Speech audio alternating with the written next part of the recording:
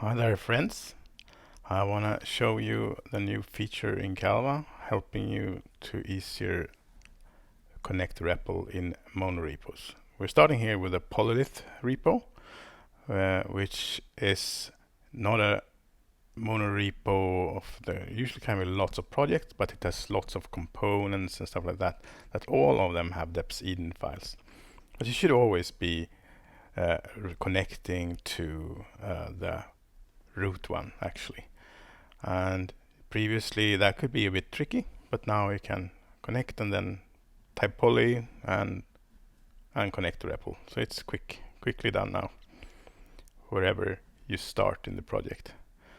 And we can convince ourselves here that we are actually doing stuff. So let me clear this, and we can evaluate stuff towards this REPL wherever we are in this project. So that's really cool. But how about another project? Say Calva. So this is Calva's formatter, and when I have that running there, the REPL is the project is running there, and if you want to test these, you need to, of course, connect to that REPL. But we have several Clojure projects in there, mostly for testing, but one of them is Calva. And we connect to that one and the build Calva lib, and then you can load that file, and then we can evaluate stuff here towards the Calva REPL, which is pretty cool, and it's very nice way to hack your editor, actually, I would say.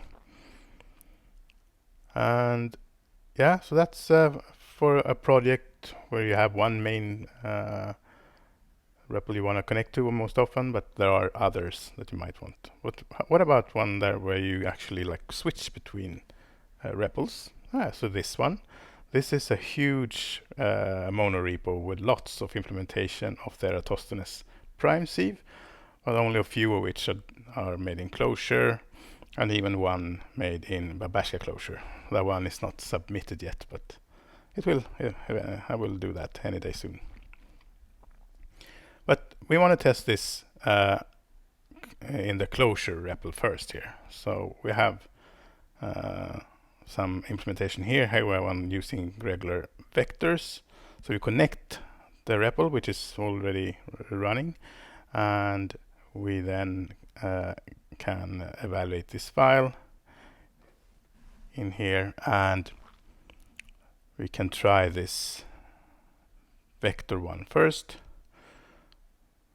We need the loot function to do that. We can see that it does the right thing, and we can then time it. It should be this not many prime numbers there. We can see that it's pretty fast, 110 milliseconds to do it with a regular Clojure vector.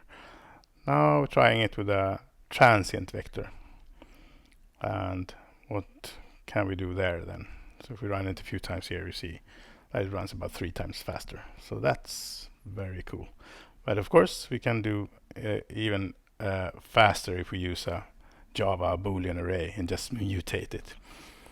And then you can see here it's still doing the right thing, and yeah, the right number. And then if we time this one a few times, we will see that there's even sub millisecond here.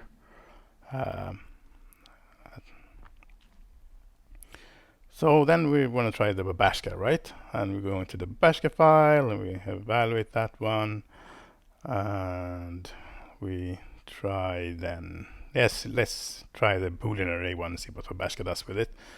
And we need a loot function again. It still does the right thing, and then we time it a few times.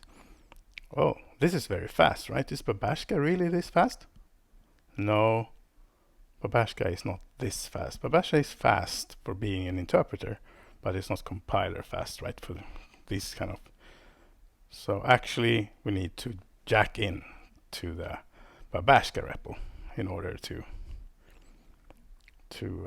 really try this in Babashka. So let's load this file in Babashka then, and then yeah, we can try this Boolean array one again. We need the loot function again, still doing the right thing. That's cool. And now if we've timed this one, you can see that it's very, very fast still, but yeah, it's still in 100 millisecond range. Thank you. That's what I wanted to show you. Yeah, please share this video and please like it. Please subscribe to the channel. I like when I get new channel subscribers. Happy coding.